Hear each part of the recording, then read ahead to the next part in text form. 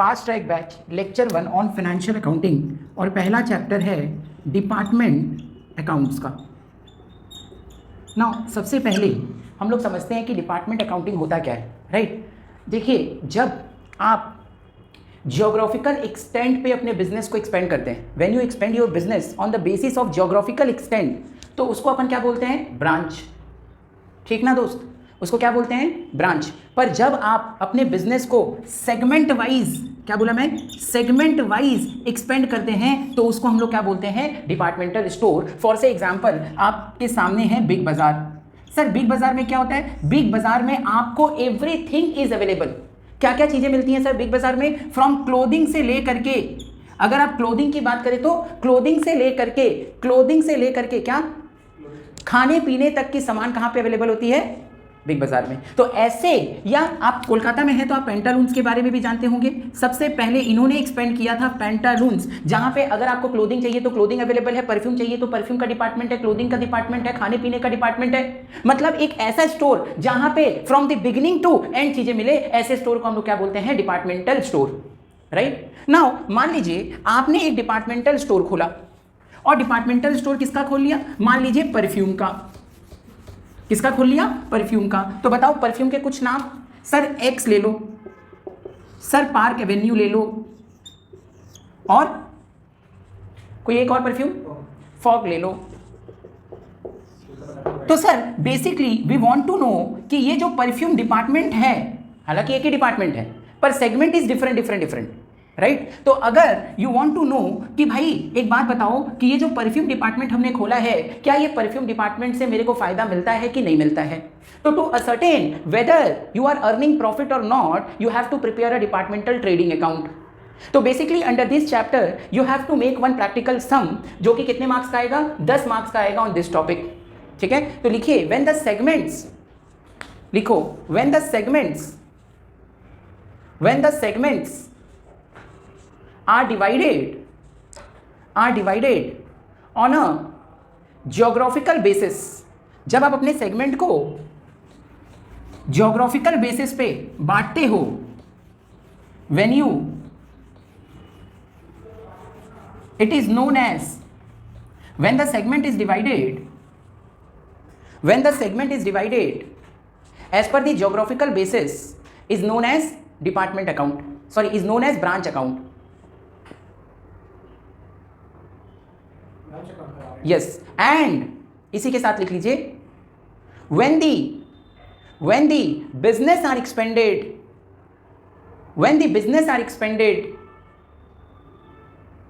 on a segment basis, it is known as department. Now for say example big bazaar, for say example pantaloons, for से example perfume department. Big बाजार के अंदर में आपका perfume department है, या jeans का डिपार्टमेंट है, या फिर खाने पीने का डिपार्टमेंट है, राइट। समझ में आ गया? ओके, कंटिन्यू करते हैं। चलिए देखिए, नाउ यहाँ पे देखो क्या लिखा हुआ है। पहला सम करने जा रहे हैं डिपार्टमेंट अकाउंटिंग का। एग्जाम में इसका वेटेज कितना है? फॉर 10 मार्क्स, और मैंने सिर्फ 2 ही सम दे रखे हैं। इस 2 सम से क्या ये 10 नंबर आ जाएगा? 100% आ जाएगा। I am not telling you that 90%। Sir ये 2 सम्स बनाने से आपका डिपार्टमेंट अकाउंटिंग क्लियर हो जाएगा और डिपार्टमेंट के 10 मार्क्स क्लियर हो जाएंगे? Answer is yes. देखिए सबसे पहले क्वेश्चन नंबर 1 पढ़िए क्या लिखा हुआ है, सॉरी क्वेश्चन नंबर 2 पढ़िए, मतलब डिपार्टमेंट अकाउंट का पहला सम है। A firm had 2 departments. Firm के कितने डिपार्टमेंट्स हैं? 2 डिपार्टमेंट हैं। एक को अपन क्या बोल रहे हैं? क्लोथ डिपार्टमेंट, और एक को अपन क्या बोल रहे हैं? Readymade department. The ready-made cloth were made by the firm itself out of the clothes supplied by the department.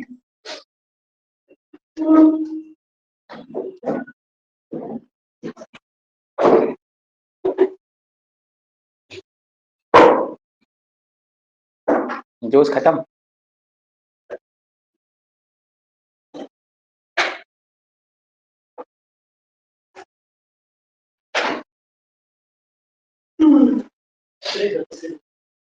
जल्दी से ऑनलाइन आ जाओ। हेडफोन लाए हो? ठीक है। सेमेस्टर 5 वाले में, सॉरी सेमेस्टर इंटरमीडिएट वाले में।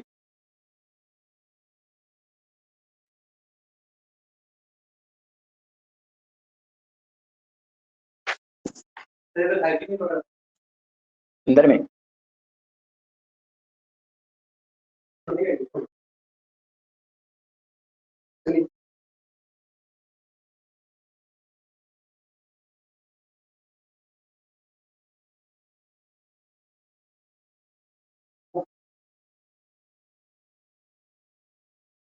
चलिए स्टार्ट करते हैं फिर से एक बार, ठीक है। तो चलो देखो, question number 1 of department accounting. मैं यही बोल रहा था कि जो डिपार्टमेंट अकाउंटिंग है वो सेमेस्टर 3 अकाउंटेंसी के एग्जाम में 10 मार्क्स का एक प्रैक्टिकल क्वेश्चन आएगा। This 10 marks practical question would be done in only 2 sums, जिसमें मैंने पहला सम आपको बताने जा रहे हैं। पहला सम है आपका question number 2 from this module. और मैंने आपको पहले क्लास में बताया था कि जो हमारा सेमेस्टर 3 है वो टोटल से टोटल 25 से 26 सम्स में मैंने बना करके आपको दिया हुआ है। तो आइए क्वेश्चन नंबर 1 देखिए क्या लिखा हुआ है। A firm had 2 department. Firm के कितने डिपार्टमेंट है? Cloth and readymade cloth department. मैं बात कर रहा हूँ बिग बाजार में, बात कर रहा हूँ पैंटालून्स। अगर आप बिग बाजार में गए हैं तो उनका एक परफ्यूम डिपार्टमेंट होता है, उनका एक क्लोथिंग का डिपार्टमेंट होता है, उनका एक वेजिटेबल्स का डिपार्टमेंट होता है, मतलब ग्रोसरीज का डिपार्टमेंट होता है, राइट। तो इनके कितने डिपार्टमेंट हैं? 2 डिपार्टमेंट हैं। पहला डिपार्टमेंट क्या है बताओ? क्लोथ। और दूसरा क्या है बताओ? Readymade. The readymade cloth were made by the firm itself out of the cloth supplied by the department as its usual selling price. Readymade cloth जो है वो खुद बनाता है और वो उसके लिए जो क्लोथ है वो कहां से लेता है? क्लोथ डिपार्टमेंट से लेता है। जैसे फॉर से एग्जांपल मान लीजिए एक टेलर का शॉप है और एक जनरल शॉप है।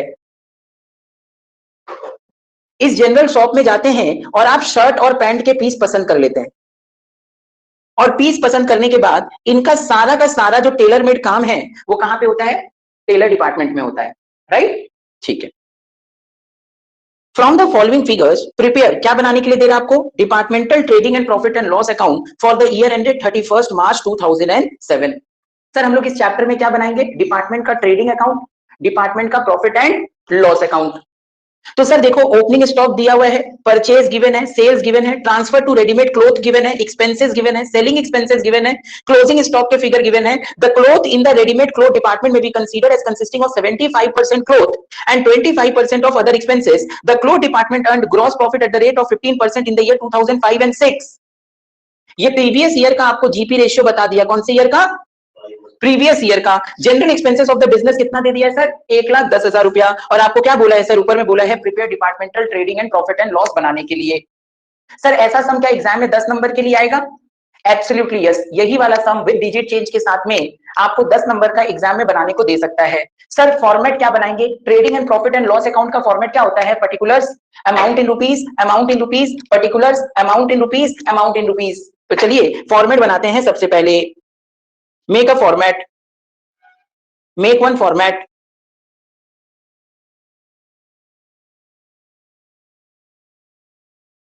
ठीक है, नाउ चेक करो, लिखिए, देखिए। सबसे पहले ये जो क्वेश्चन नंबर 1 है, मतलब मेरे मॉड्यूल का तो ये क्वेश्चन नंबर 2 है और आपके लिए ये डिपार्टमेंट का पहला सम है, राइट। तो चलिए सबसे पहले बनाइए इसका फॉर्मेट।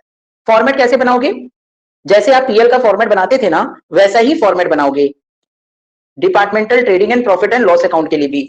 लिखो in the books of, in the books of dot dot dot dot, in the books of dot dot dot dot, in the books of dot dot dot dot departmental, second line में लिखो departmental trading and profit and loss account, और line को touch करते हुए लिखो for the year ended. यहां पे debit होएगा, यहां पे क्रेडिट होएगा। Particulars amount in rupees, particulars amount in rupees. सारा फॉर्मेलिटी कंप्लीट कर लीजिए। पीएल अकाउंट दोनों ही बन रहा है, एक ही साथ में ही बनाना है आपको। Trading and profit and loss account एक ही साथ में बनाना है।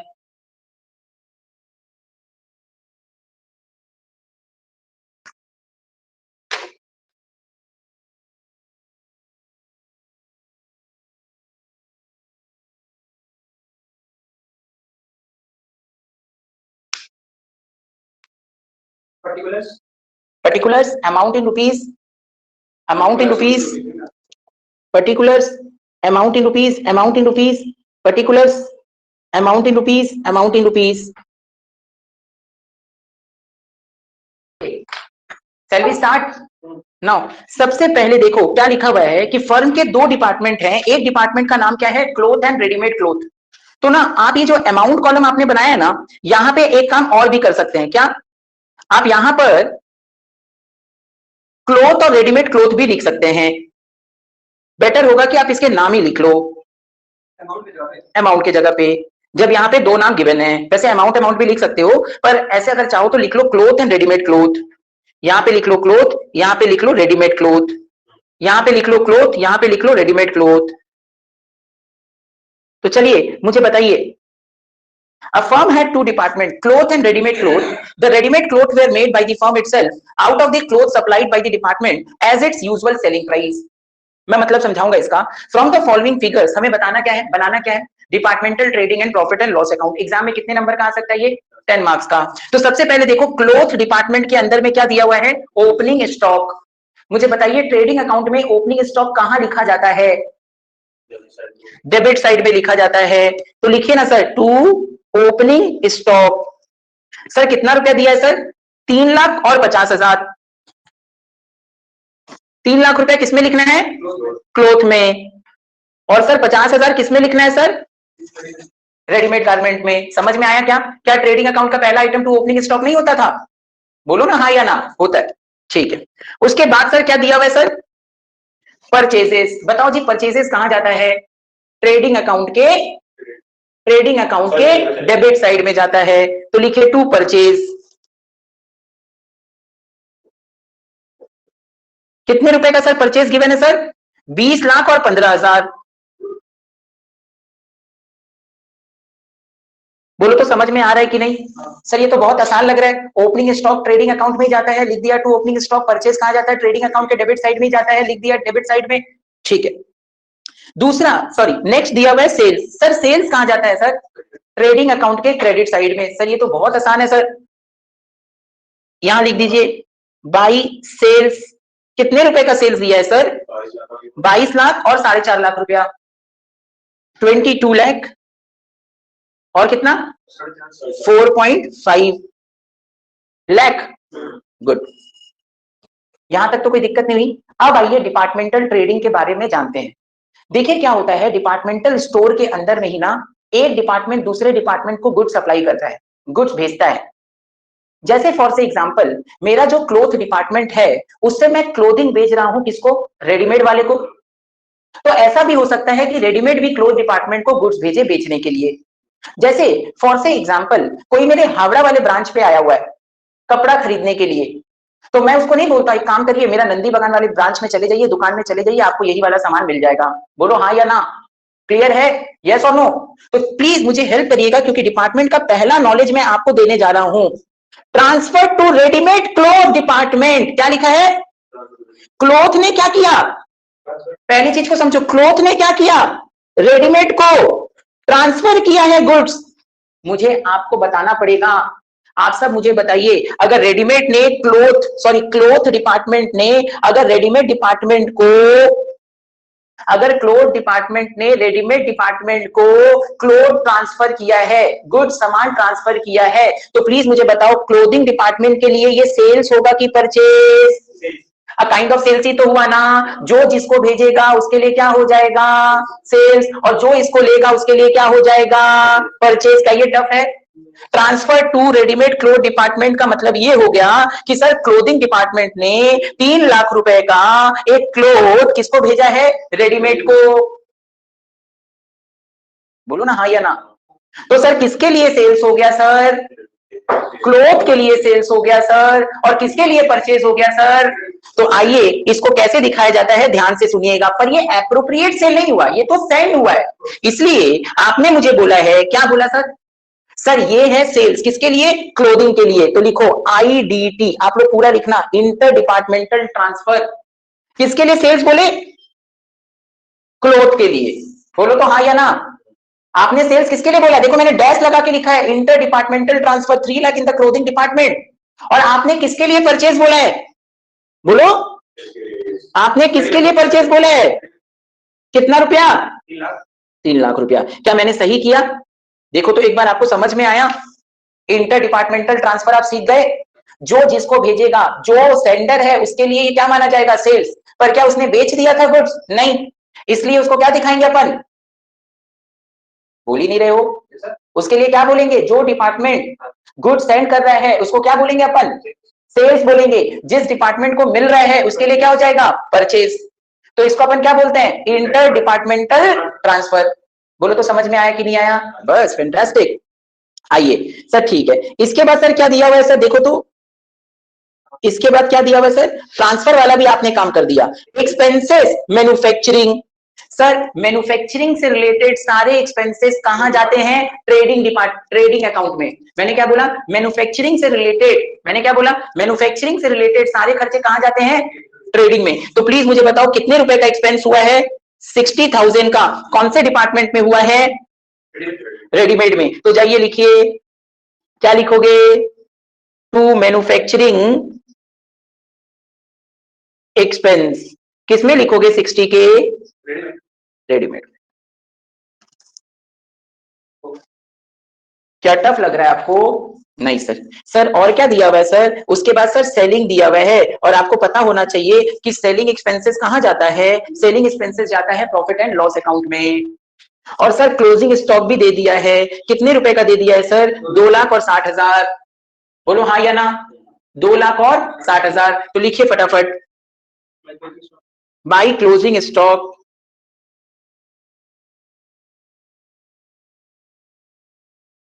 2,00,000 रुपया किसमें लिखना है सर, क्लोथ वाले में, और 60,000 किसमें लिखना है सर, रेडीमेड वाले में। तो लिखिए ना सर, 2,00,000 और 60,000।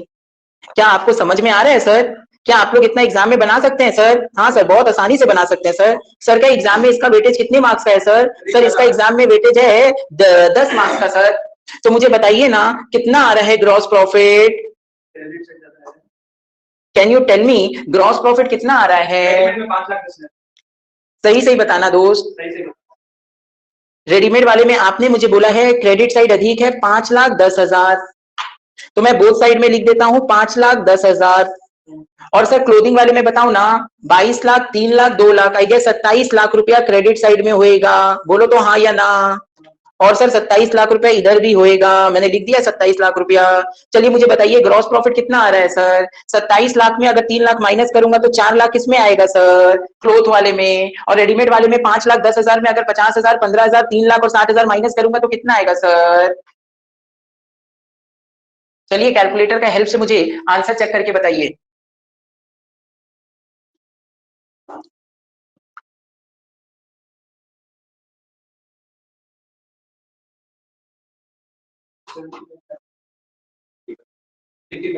$85,000। बोलो तो समझ में आया कि नहीं आया यहां तक, टू ग्रॉस प्रॉफिट कितना आ गया सर, 4,00,000 और 85,000। कहां पे ग्रॉस प्रॉफिट कितना आ रहा है, 4,00,000 और 85,000, तो 4,00,000 ही है ना,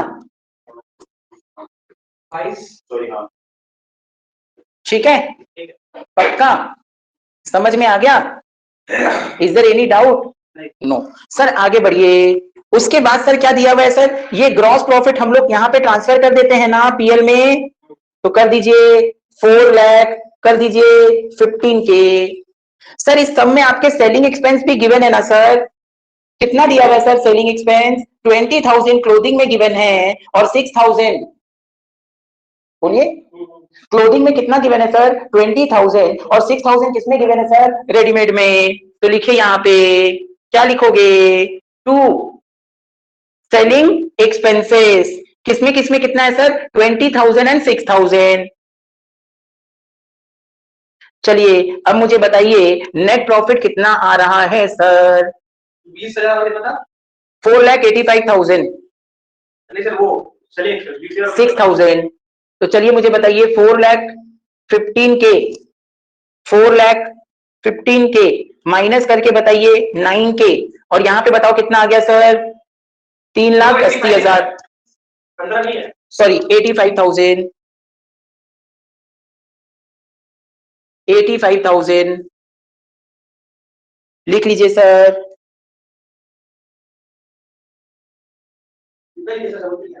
85,000 बाई ग्रॉस प्रॉफिट 4,85,000 के, और सेलिंग एक्सपेंसेस हमने लिखा है 20,000 और 6,000 का। सर वो कितना लिखा है? 20,000 और 6,000 माइनस करके बताइए, 4 लाख में अगर 20 लाख चला गया तो नेट प्रॉफिट कितना आ जाएगा सर? 3,80,000। और अगर 85,000 में से 6,000 घटा देंगे तो कितना आ जाएगा सर? 79,000। तो सर हमने डिपार्टमेंटल ट्रेडिंग भी बनाना सीख लिया और departmental profit and loss account भी बनाना सीख गए। To selling expenses to net profit. Selling expenses अपने दिखाए हैं 20,000 और 6,000, और नेट प्रॉफिट अपने दिखाए हैं 3 लाख कितना 80,000 और 79,000। कम से कम इस सम को आपको 3 से 4 बार प्रैक्टिस करना चाहिए। सब करना है। अभी तो हम लोगों ने सम्स को सिर्फ 50% ही कंप्लीट किया, और आपको लग रहा है कि ये सम्स पूरा कंप्लीट हो गया। समझ में आया कि नहीं आया? आ गया। सर अब ना इस सब में ना हमें एक general profit and loss account भी बनाना पड़ेगा। तो बनाइए general profit and loss account, उसके नीचे ही उसमें सिर्फ एक ही अमाउंट कॉलम बनाइएगा, 2 अमाउंट कॉलम मत बनाइएगा। Particulars amount in rupees, particulars amount in rupees. इसका नाम रख दीजिए general profit and loss account. लिखिए general profit and loss account.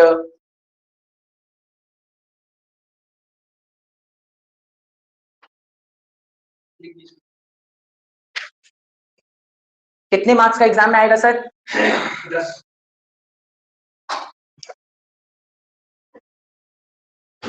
क्या लिखेंगे इधर? सबसे पहले लिखो बाई नेट प्रॉफिट, और ये नेट प्रॉफिट कौन सा आएगा सर? ये वाला नेट प्रॉफिट आएगा दोस्त। 3,80,000 और 79,000 को जोड़ेंगे तो कितना आएगा? 3,80,000 और अगर 79,000 को जोड़ेंगे तो कितना आ जाएगा सर?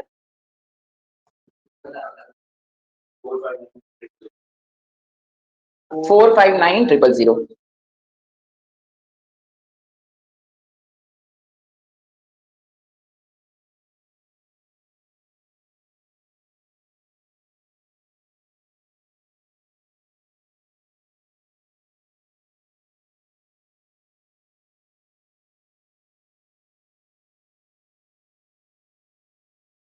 देखिए 4,59,000 कर दिए, बोलो हाँ या ना? ठीक है सर, अब ध्यान से सुनिएगा, ठीक है? अब मैं अपना स्टोरी आगे बढ़ाने जा रहा हूं। यहां पे अगर आप सीख लिए तो अभी तक तो आपने सिर्फ 5 नंबर का काम किया, और आगे का स्टोरी जो है वो 5 मार्क्स की है, ठीक है? उस स्टोरी को आगे बढ़ाने के लिए सबसे पहले देखो यहाँ पे ना एक जनरल एक्सपेंसेस दिया है, कितने रुपए का? 1,10,000 का। तो ये कहां जाएगा? General profit and loss account में। तो लिखो जनरल एक्सपेंसेस, कितना लिखोगे? 1,10,000।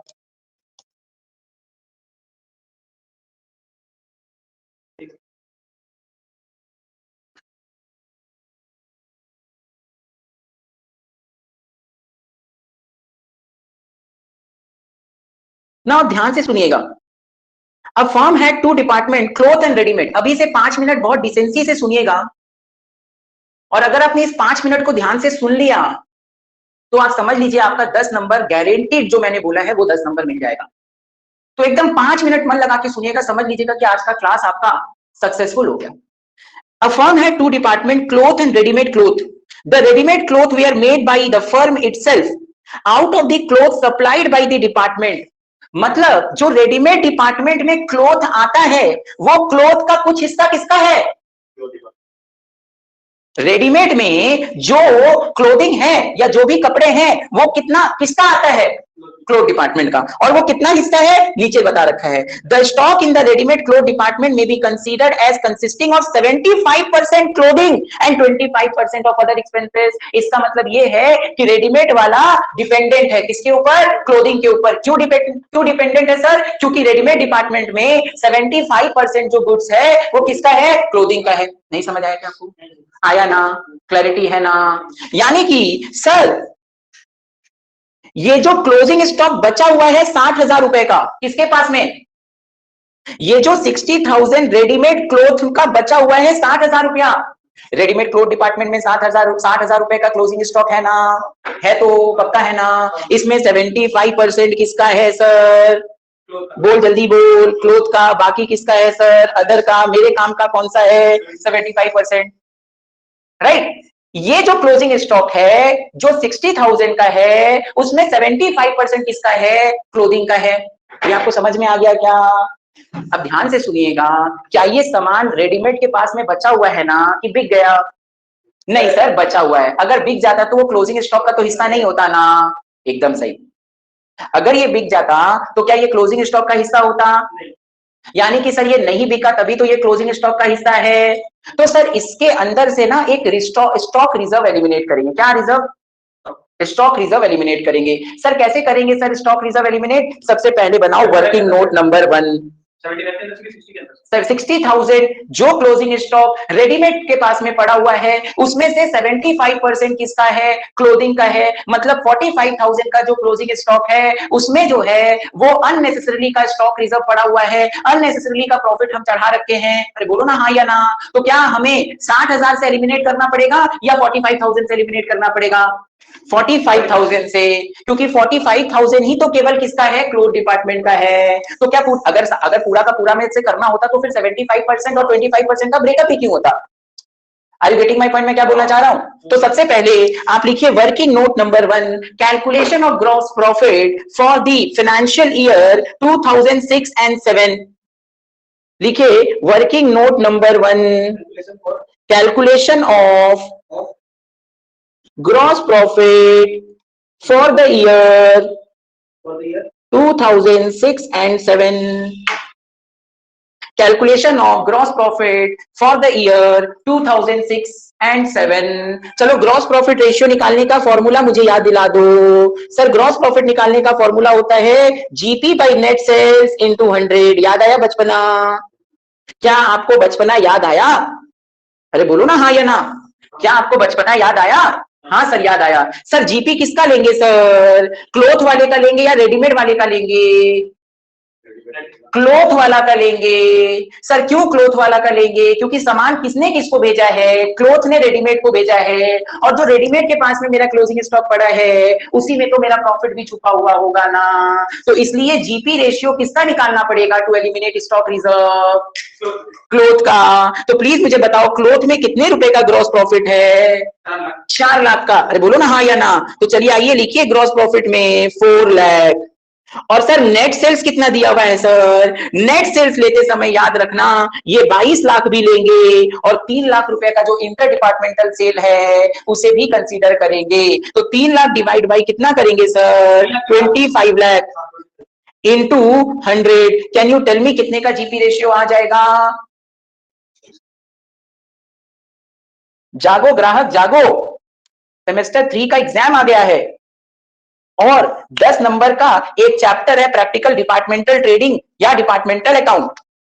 वो करने से ही बिना चीटिंग किए हुए, बिना किसी के हेल्प लिए हुए आप आराम से ये 10 नंबर स्कोर कर सकते हैं। तो can you tell me what is the GP ratio? और अगर आपने नहीं पढ़ा है तो पढ़ लीजिए, आधे घंटे का भी चैप्टर नहीं है ये। कितना आ गया सर? 16%। क्या ये टफ लगा? सर एक बार फिर से रिकॉल करो, क्योंकि आप पैसा तो इसी का ले रहे हो। क्योंकि सर घर में भी बैठे रहते ना तो भी सीख जाते। तो सर डिपार्टमेंट में सबसे पहला जो काम आपने सिखाया है वो इंटर डिपार्टमेंटल ट्रांसफर का सिखाया है। बोलो हाँ या ना। दूसरा जो कि आप अच्छे से सीख गए, और अगर नहीं सीखे हो तो एक बार वीडियो को पॉज ऑन करके जरूर देख लेना, और फिर भी अगर नहीं सीखोगे तो मेरे से बात कर लेना। दूसरा काम आपने ये बोला है कि जो सामने वाला के पास में क्लोजिंग स्टॉक है 60,000 रुपए का, बोलो हाँ या ना। उसमें कितना मेरा है? 75%। उसमें से क्या एलिमिनेट करना होगा? Stock reserve. क्यों एलिमिनेट करना होगा? क्योंकि वो सामान बिका नहीं है। बोलो क्लियर है या नहीं? क्लियर। तो चलिए वर्किंग नोट नंबर 2 बनाइए। कितना परसेंट आ गया था? 16%, राइट? 16% आ गया था। बनाइए वर्किंग नोट नंबर 2। मतलब सर एग्जाम में वर्किंग नोट बनाने का भी नंबर है? बिल्कुल। तो लिखिए working note number 2, calculation of stock reserve, calculation of stock reserve on closing stock.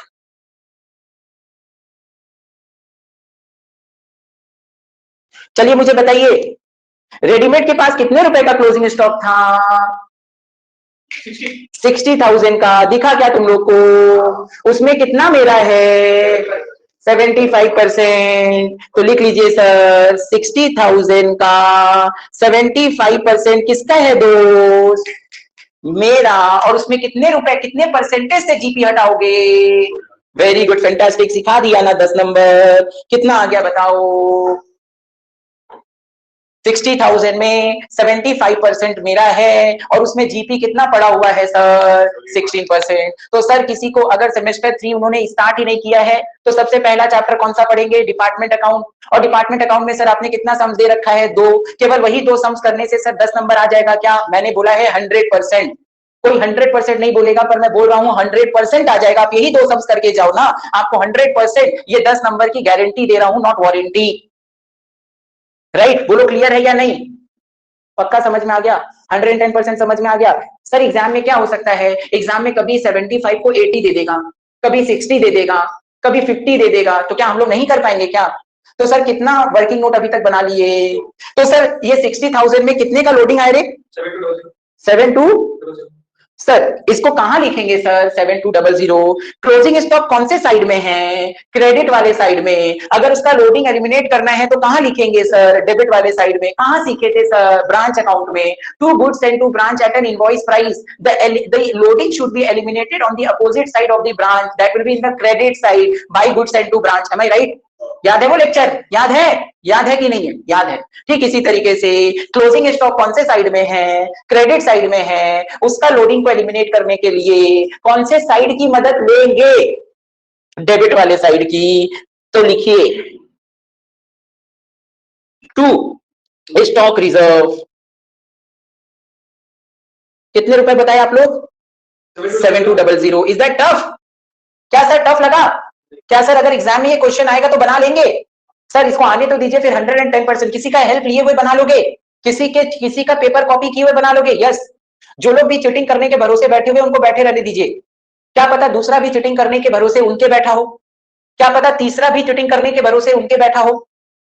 ठीक है? और आज से बोछोर आबर हो गई।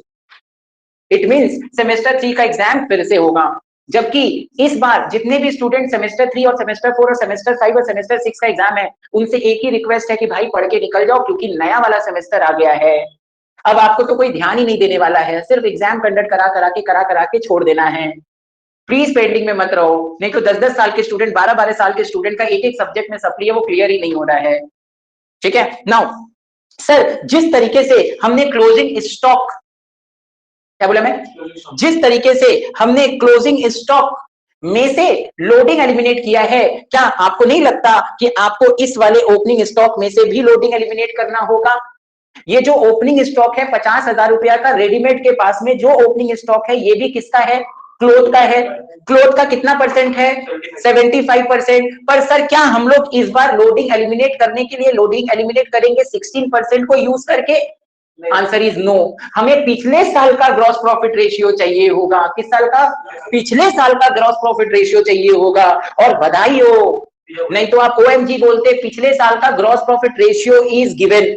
बोलो हाँ या ना, जो कि इस सब में कितना है सर? 15% है। तो चलिए अब बनाइए वर्किंग नोट नंबर 3। देख रहे हैं मेहनत? देख रहे हैं Vinod? Working note number 3, calculation of stock reserve, sorry calculation of elimination, elimination भी वर्ड यूज कर सकते हैं। Elimination of stock reserve on, अब की बात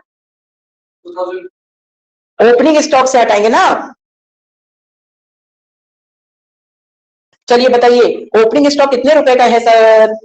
50,000। उसका कितना परसेंट होएगा sir? 75%। Will remain the same. और अब की बार जीपी रेशियो कितना ले लेंगे सर? 15%, क्योंकि सर 15% इज गिवन। कितना आ रहा है सर? 50,000 का 75%, कितना? कितना आ जाएगा यार? 75% उसका।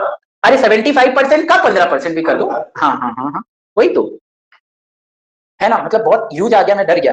37,500 का 15%। Bring your calculator with you because accountancy का गहना होता है। 5625। क्या बात है, क्या आपने बनाया है सब सर, मजा आ गया। कहां लिखूंगा मैं? ओपनिंग स्टॉक का स्टॉक रिजर्व एलिमिनेट करने के लिए किसका सहारा लेंगे? क्रेडिट साइड का। लिख लीजिए सर 5625। चलिए अब बताइए सर नेट प्रॉफिट कितना आ रहा है, टोटल में नेट प्रॉफिट कितना आ रहा है? क्रेडिट साइड में है 4,59,000, ऐड कर दीजिए 5625। किस साइड में? क्रेडिट साइड में तो ज्यादा आएगा।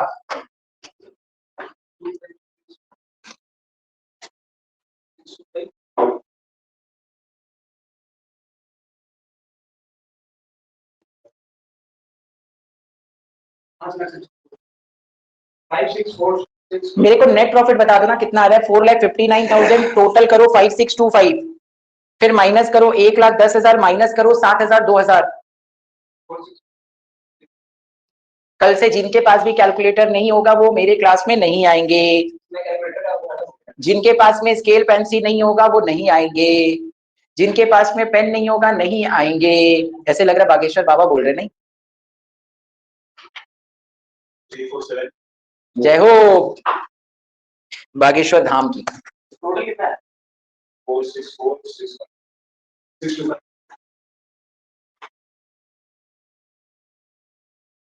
नेट प्रॉफिट बता दो, मैं सिर्फ नेट प्रॉफिट लिखूंगा। 347,425।